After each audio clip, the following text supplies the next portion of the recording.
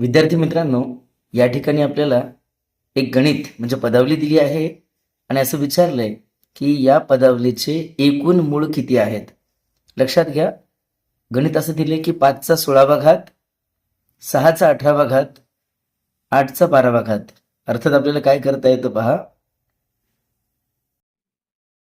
मग काय करता येतं, 5चा 16वा घात म्हणजे 5 हे आपण गुणाकारात 16 वेळा लिहितो, म्हणून 5च्या बाबतीमध्ये 5च 16 वेळा येणार, म्हणजे ते मूळ संख्या आहे 5, म्हणून आपल्याला 16 प्लस करता येतं.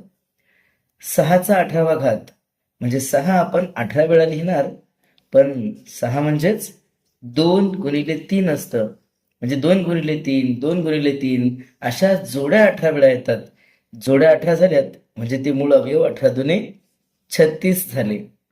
8चा 12वा घात लक्षात घ्या, 8 आपण 12 वेळा लिहिणार, पण 8 म्हणजेच 2 गुणिले 2 गुणिले 2 असणार, म्हणजे 2 गुणिले 2 गुणिले 2 अशा 3 वेळा घेतलेल्या गुणाकारातल्या 2ला आम्ही 12 वेळा घेणार, म्हणजे 12 त्रिक 36 याचे मूळ अवयव बनतात.